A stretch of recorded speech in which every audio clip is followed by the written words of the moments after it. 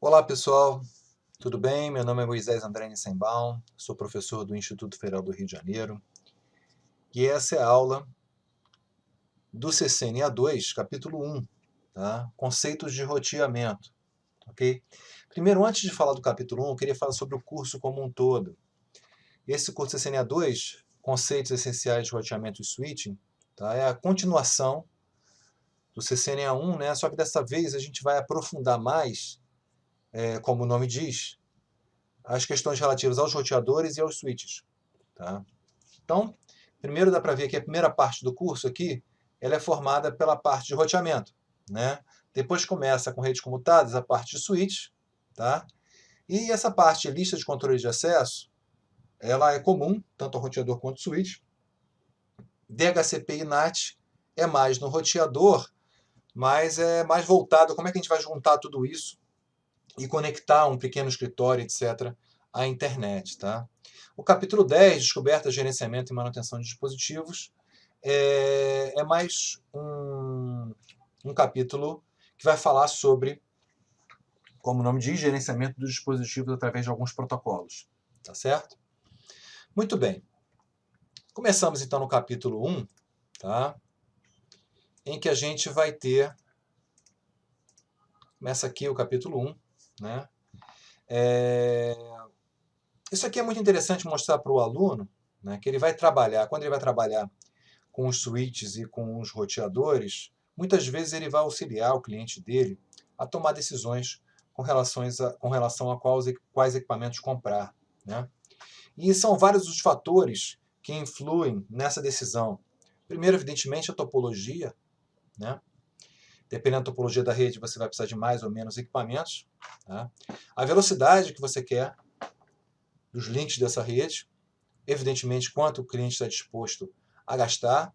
A questão da segurança também influencia principalmente o tipo de software que você vai instalar nessas máquinas. Tá? Como é que você quer a disponibilidade, a confiabilidade, isso implica se você vai ter qual tipo de redundância que você vai ter na tua rede, e escalabilidade, se a tua rede vai crescer ou não. Né? Então tudo isso influencia na tomada de decisão na hora de decidir pelos equipamentos. Tá? Aqui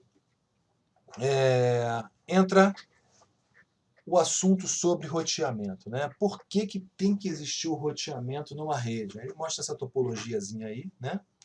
Lembrando lá do CCNA1, para que servem as WANs? Né? As WANs servem para conectar LANs. Tá certo?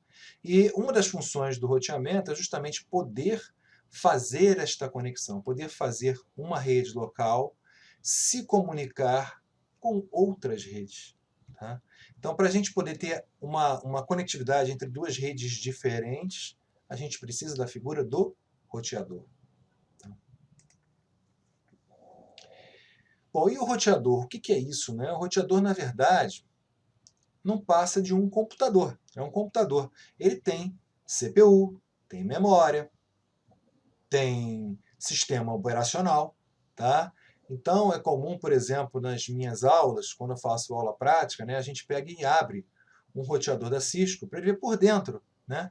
Ele vai ver que por dentro do roteador ele vai ter memória, processador, vai olha, um peito de memória, a unidade de armazenamento e etc.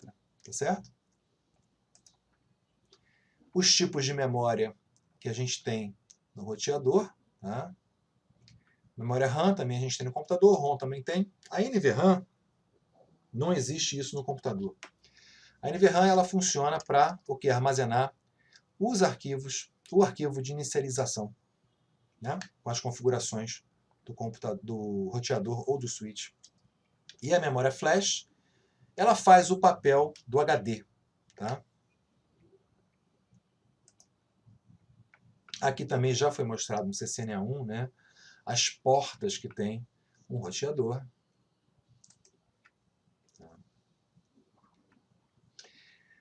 Então, é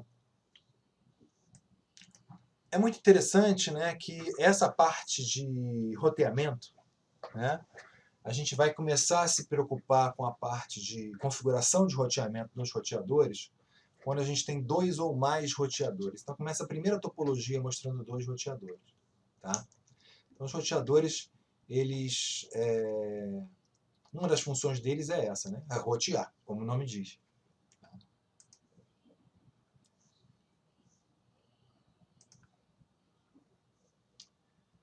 Então, como é que eles fazem isso? Né? Como é que eles fazem esse roteamento? Isso também a gente já viu no CCNA1. Né? Ao chegar um pacote no roteador, ele desencapsula o pacote, verifica o endereço de destino desse pacote e bate com a tabela de roteamento. Se existir esse destino na tabela de roteamento, ele vai e encaminha o pacote para a interface apropriada. Tá? É isso que ele faz, na verdade. É claro que, em função disso, ele vai acabar determinando qual o melhor caminho que esse pacote deve percorrer. Na verdade, o conjunto de roteadores que está no caminho desse pacote vão fazer parte desse melhor caminho. Né? Essa parte aqui é muito interessante.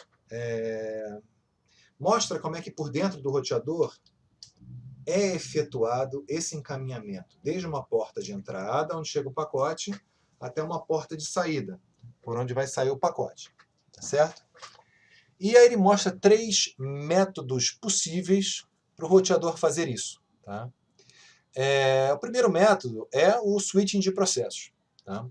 Esse é um método que custa mais para a CPU, custa mais para a memória, tá? E é um método que não é usado mais nos roteadores. Tá? Mas é interessante, ele é didático. Tá?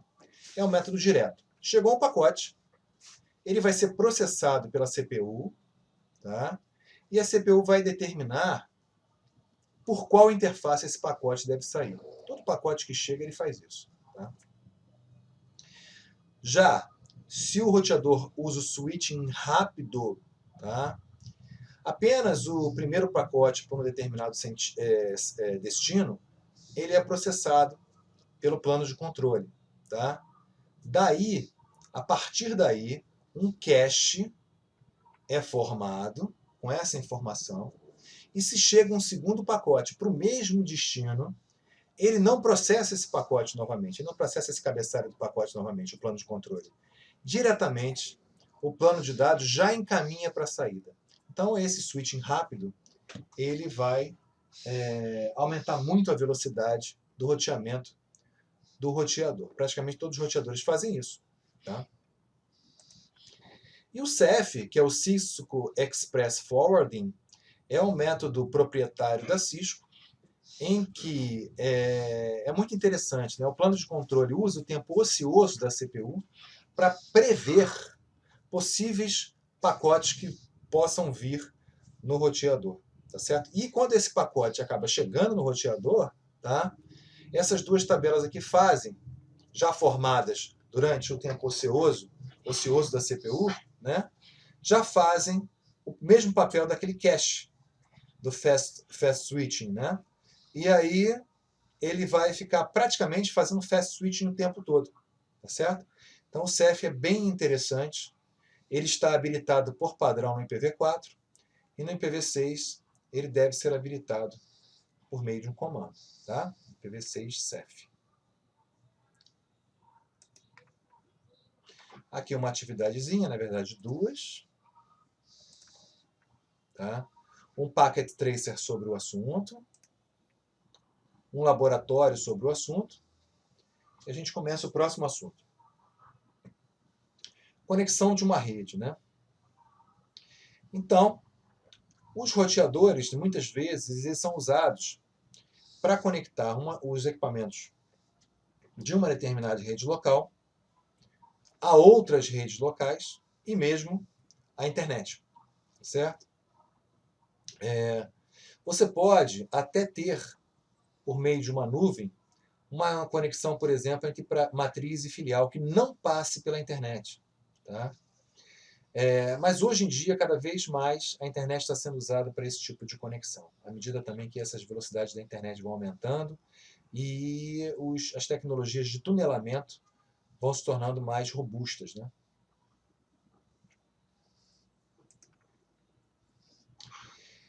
Quando você tem uma rede pequena, uma rede local, né, todo o pacote que não é direcionado para essa rede local, ele vai ser encaminhado para o roteador de borda chamado stub, na maioria das vezes. Tá? E esse roteador, e uma dessas interfaces, vai ter um endereço IP que vai ser o gateway padrão para as máquinas que estão na ponta. Então, toda máquina que é configurada numa rede local deve ser configurado também o gateway padrão. Para lá vai ser encaminhado todos os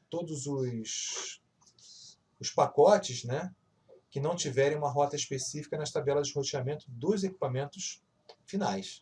Tá certo? Aqui está mostrando mais ou menos como é que é o pacote. Né? Um pacote endereçado para fora da rede, está vendo? 72.16.1.99. Na verdade, o endereço MAC de destino vai ser o endereço MAC do roteador de borda. Tá?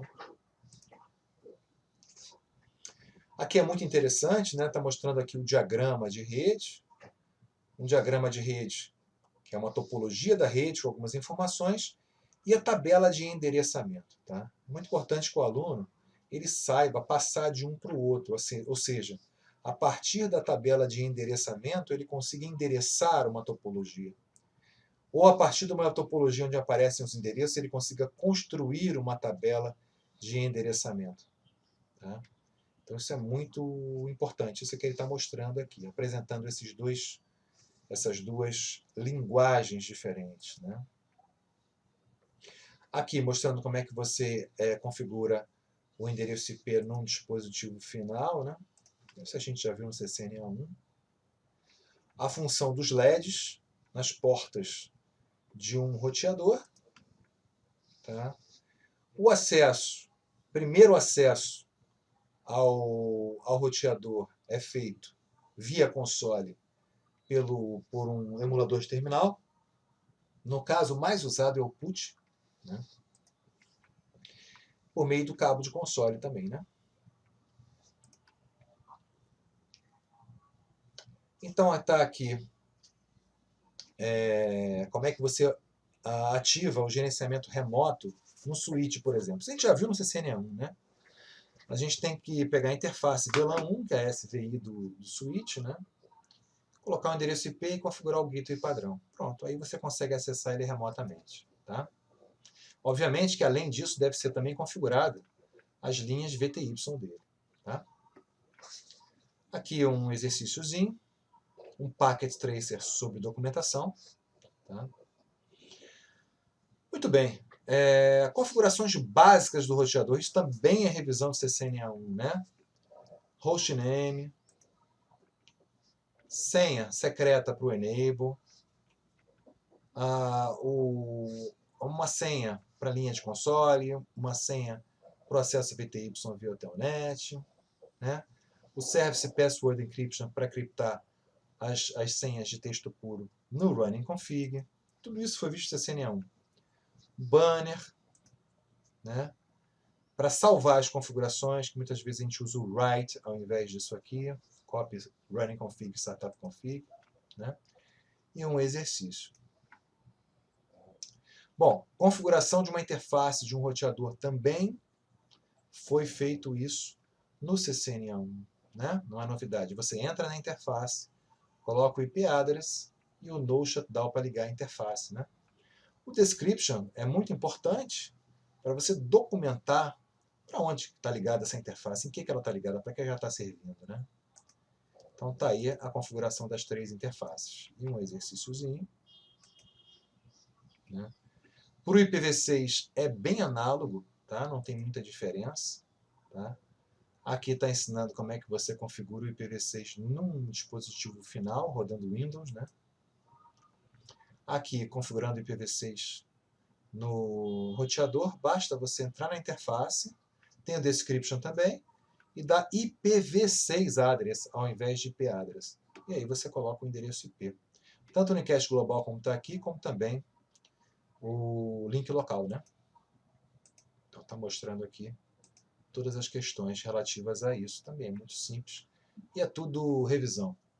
A novidade aí é a interface de loopback. Tá?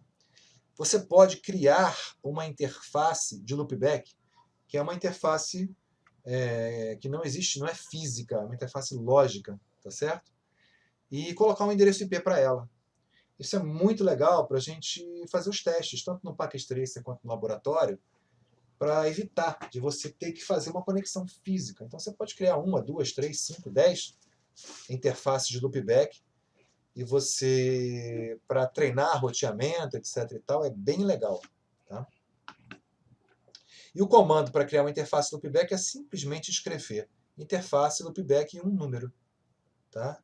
Que vai de 0 até 255, tá certo? Um packet tracer sobre isso, endereçamento IPv4 e IPv6. Tudo agora está sendo mais ou menos uma revisão, né? Tá? Comandos para verificação se você configurou corretamente as interfaces. Show IP int BR, né? Super famoso, né? Show IP route, também para você ver se está na tabela de roteamento as redes diretamente conectadas que você acabou de configurar. Ou seja, assim que você configura uma interface, coloca o endereço IP para ela e dá o no shutdown, automaticamente a rota para essa interface vai entrar na tabela de roteamento. E esse tipo de rota chama-se de rota diretamente conectada. Tá? Começa com a letra C aqui. Nós já vimos isso no CCNA1. E com a letra L, essa rota L local surge automaticamente junto com a rota diretamente conectada. Tá? Isso passou a acontecer a partir do iOS 15. O iOS 12 não tinha essa coisa. Pelo iOS 12, somente a rota diretamente conectada era criada. Tá? Muito bem, show running config também dá para ver a configuração que você fez. Né? E aí vai. IPv6, a mesma coisa. Show IPv6 int.br. Né? Show IPv6 interface. Show IPv6 route. E ping. Também você pode dar o ping no IPv4. Verificando, né? Aqui ele está apresentando algum macete interessante para o comando show. O comando show você pode usar com uma pipe aqui. E depois dessa pipe você pode usar section, include, exclude ou begin. Aí você filtra a saída disso aí. Para não ficar com aquele running config gigantesco, você só pega a seção que você quer, ou só pega as linhas que incluem uma determinada string, né? Ou que começam com uma determinada string, tá certo? Ou que não tenham uma determinada string. Então, é muito legal usar essa pipe aqui. E tem comandos semelhantes no Linux, né? Show IP int BR. Show IP int BR também aceita pipe. Todos os comandos show aceitam pipe. Tá? Tá mostrando aqui algumas coisas. O show history também. Sabe aquela setinha para cima que você joga para ver os últimos comandos? É o history. Você pode setar o tamanho do history e você pode também olhar o history através do show history. Okay? Um packet tracer sobre isso aí. Né? Um lab sobre isso aí. Tá? Bom, já falamos da função de roteamento do roteador, agora vamos falar da função switching. Essa figura é bem interessante, né, que mostra claramente que quando o roteador está roteando, ele é um dispositivo de camada 3. Né? Ele opera nas camadas 1, 2 e 3. Tá? Mas uma coisa muito importante do roteador é que a parte de switching dele é super mega importante também. Tá? Porque é muito comum um roteador ter interfaces diferentes. Então ele vai receber, por exemplo, um quadro aqui Ethernet, tá vendo? E vai entregar numa interface serial. Encapsulamentos são completamente diferentes os encapsulamentos da camada de enlace. Tá? Então, o roteador também tem essa função super mega importante de fazer essa tradução, entre aspas, de um meio para outro, por meio das suas interfaces. Então, essa é a função de switching do roteador. Tá? Aqui ele vai mostrar mais ou menos em detalhes tudo aquilo que a gente acabou de falar, né? De como é que ele constrói o quadro e etc, né? Como é que ele desencapsula, como é que ele prepara depois o quadro para ser entregue na outra interface, né? E a gente sabe que o endereço IP, a parte de endereço IP de origem e destino, fica exatamente igual durante todo o trajeto aqui pelos roteadores. Entretanto, a parte de cabeçalho do quadro, isso se altera, né? Isso altera completamente quando passa de uma interface para outra. Aqui é a segunda parte disso aí e a terceira parte, né? Aqui um exercíciozinho sobre isso, tá? Esse fluxograma, pessoal, mostra, de maneira bem resumida, como é que é o processo de tomada de decisão do roteador quando o pacote chega a uma de suas interfaces, tá? Então o pacote chega na interface, o que o roteador vai fazer? Ele vai desencapsular, vai verificar qual é o endereço IP de destino, vai fazer aquela operação END, que a gente já aprendeu no CCNA1, né? Com a máscara, e vai determinar o endereço de rede do destino. A partir daí, ele é capaz de procurar uma correspondência na tabela de roteamento. Ele vai perguntar assim para a sua tabela de roteamento: existe uma entrada aqui cujo destino seja essa rede de destino? Sim, existe, né? Se existe essa entrada, faltou uma setinha aqui, se não existe, descarta, né? Se existe essa entrada, o que ele vai fazer? Pergunta: essa entrada é para uma interface diretamente conectada? Se for, entrega para lá. Se não for, é para uma rede remota? Se sim, entrega lá para a rede, para o próximo salto, tá certo? E se não tiver nem entrada diretamente conectada, nem entrada para uma rede remota, existe um gateway padrão? Se sim, encaminha lá para o próximo salto, que é o gateway padrão. Agora, se não tiver nem o gateway padrão, aí o pacote é descartado. Tá? Outra coisa legal também é o seguinte, né? Uma das funções do roteador é o quê? Encaminhar o pacote pelo melhor caminho, tá certo? Nesse caso, há dois caminhos possíveis que esse pacote pode percorrer, tá? O caminho de cima é o caminho do número menor de saltos. E o caminho de baixo é o caminho de maior largura de banda. Tá? Qual que está certo? Menor número de saltos ou maior largura de banda? Né? Depende. Tá? Eu, como administrador, eu posso chegar nesses roteadores e configurar as rotas deles de forma que vá por um caminho ou por outro. Tá certo? Eu tomo essa decisão política.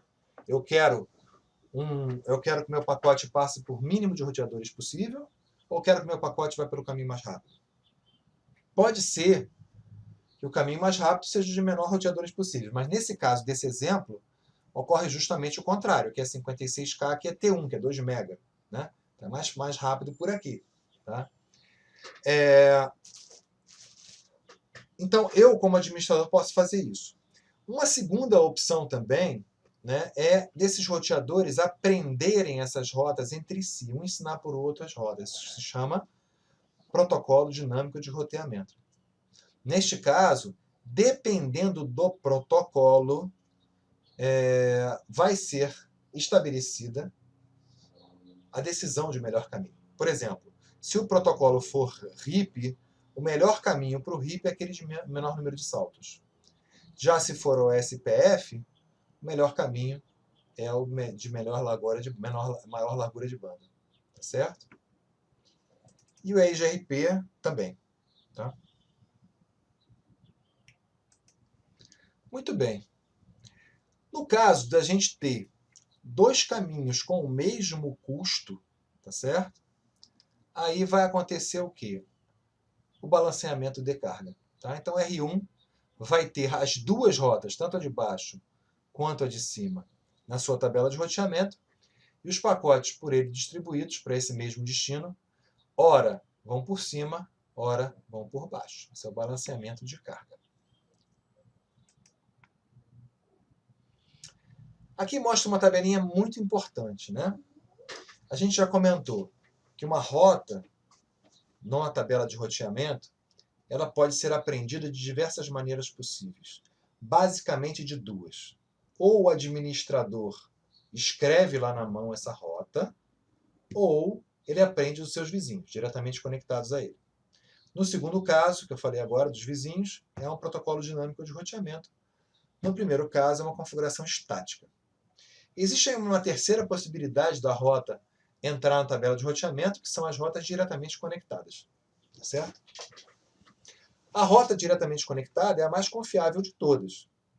Por isso, ela vai ter uma distância administrativa de 0. E eu não posso mudar isso. Tá? A rota mais confiável que existe, a rota, desculpa, mais confiável que existe, é aquela que está conectada diretamente na interface do roteador. Não tem jeito, está lá. É aquela rede que está lá. Tá? Depois vem a rota estática, com custo 1, com a distância administrativa 1. Tá? E depois os protocolos dinâmicos com as suas respectivas distâncias administrativas. De forma que, se um roteador aprende uma rota para o mesmo destino de duas fontes diferentes, aquela que tiver a distância administrativa menor vai ser a que vai entrar na tabela de roteamento. Tá certo? Então, eu aprendi de R1 uma rota. Eu aprendi de R2 outra rota. Eu sou o R3. Eu vou preferir a rota que tem menor distância administrativa. Tá?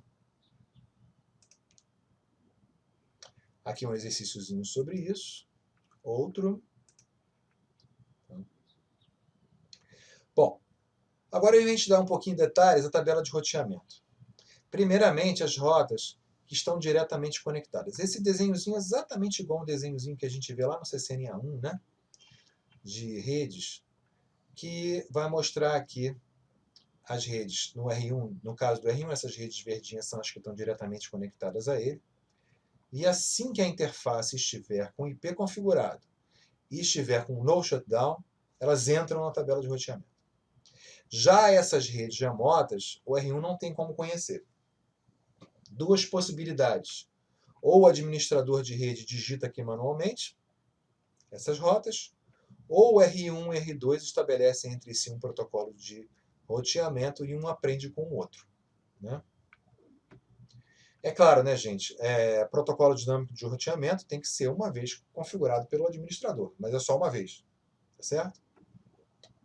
Muito bem. Olha a tabela de roteamento aí, ó, tá vendo? Essa tabela de roteamento, para as redes diretamente conectadas, vamos lá, todas as redes, 3 redes. 92610, 9268111 e 209.65.200. 1, 2, 3.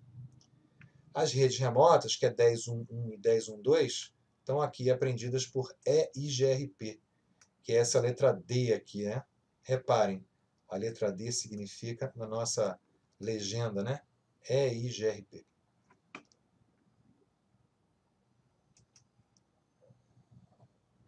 E aqui uma coisa que a gente já viu também no CCNA1, mais reforçando agora, né? Como é que a gente faz a leitura dessa entrada de uma rota na tabela de roteamento? A primeira letrinha significa qual a origem, da onde veio, no caso aqui é IGRP. Esse aqui é o endereço de destino da minha rota. Esse primeiro númerozinho antes da barra é a distância administrativa. E esse segundo aqui é a métrica. Tá? Para que serve a métrica? No caso, se o roteador recebe duas rotas do mesmo protocolo, mas de roteadores diferentes, né? Por exemplo, o R1, entre R1, R2 e R3, está rolando o quê? O EIGRP, por exemplo. Tá? Aí o R3 recebe uma rota de R1 com uma determinada métrica e recebe outra rota de R2 para o mesmo lugar com outra métrica. Qual das duas vai entrar na tabela de roteamento? A que tiver menor métrica. Tá bom? Então, de novo, distância administrativa compara protocolos diferentes e a métrica ela vai comparar rotas provenientes do mesmo protocolo. Tá? Aqui, via, endereço IP do próximo salto, interface de saída, tá certo? Para esse endereço IP do próximo salto. E aqui, há quanto tempo atrás essa rota foi apreendida, né? Muito bem. Um exercíciozinho sobre isso. Né? Quando eu tô com as interfaces, quando eu dou um show hyperhold e dá um resultado vazio, né? Significa que eu não configurei o endereço IP das interfaces ou eu não dei o no shutdown nas interfaces, tá bom? Importante. Para uma rota diretamente conectada entrar na tabela de roteamento, a gente precisa que as interfaces estejam configuradas, endereço IP, e também elas estejam ligadas, no shutdown.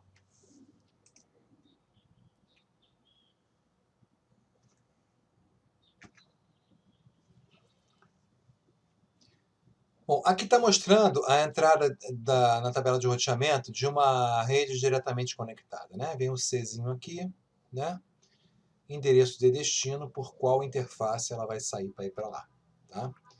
A gente já comentou, né, que essa entrada local entra junto, né, com a rede diretamente conectada. Tá? Configuração de uma interface, né?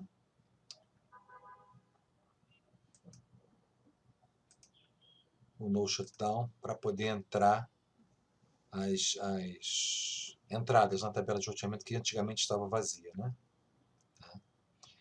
IPv6 exatamente igual, não muda nada, tá certo? Tabela de roteamento, show IPv6 root, tá certo? Mesma coisa. Um packet tracer sobre essa investigação, né? Falar um pouquinho sobre as rotas estáticas. Na verdade, né, a gente está aqui, rotas estáticas, e depois vem rotas dinâmicas, né? Isso é só uma introdução para esses dois próximos capítulos que estão aqui, tá? Então, finalizando aqui o capítulo 1, ele vai dar uma introduçãozinha, né? Rotas aprendidas estaticamente e depois o protocolo de roteamento dinâmico. Né? Então, dois roteadores, tá? O comando para a gente inserir uma rota estática aqui é o comando ip-root, tá? A gente digita qual é a rede de destino e a máscara, e depois tem duas opções. Ou você coloca o endereço de próximo salto, ou você coloca a interface de saída, ou você coloca os dois. Tá? Ok, uma rota padrão, ela é colocada com quadre zero. IP-route 0.0.0.0, 0.0.0.0 significa uma rota padrão. Tá legal? Tá lá. Acaba de configurar uma rota padrão pela serial 000, tá vendo? Ela entra na tabela de roteamento, olha lá. No caso, ele configurou aqui duas de IP-route para a rede 10 e para a rede 11, ó, entra na tabela de roteamento. Tá certo? No caso, ele configurou uma rota padrão do R1 para o R2, daí ele configurou rotas estáticas do R2 para o R1. Nunca, em hipótese alguma, você deve configurar uma rota padrão do R1 para o R2 e outra rota padrão do R2 para o R1. Senão você vai criar um loop de roteamento, tá certo? Então, se você configurou um gateway padrão, uma rota padrão de R1 para R2, obrigatoriamente de R2 para as redes de R1, deve haver o quê? O roteamento estático individual das rotas, tá? Mesma coisa, aqui é uma elegância, né? Enquanto o IPv4 são quadri zero, né? 0.0.0, etc., aqui é simplesmente dois pontos, barra zero. Essa é uma rota padrão, né? IPv6. Então, ele vai configurar uma rota padrão do R1 para o R2, né? E vai estar lá, vai aparecer essa rota lá, e no R2 ele vai configurar as rotas estáticas, né? Daí ele vai ver também aqui na tabela de roteamento. Tudo vai funcionar beleza. Tá? Bom, já o roteamento dinâmico é diferente, tá certo? No caso do roteamento dinâmico, você vai fazer o seguinte.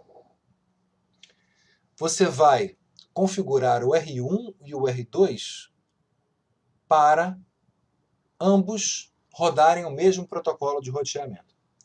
A partir daí, o R2 ele vai informar ao R1 que ele conhece essa rede e mais, ele sabe chegar na internet. Tá certo? Já o R1, ele vai informar ao R2 que ele conhece as redes 92.168.10 e o 92.168.11. Tudo trocando informação aqui automaticamente, tá certo? O comando para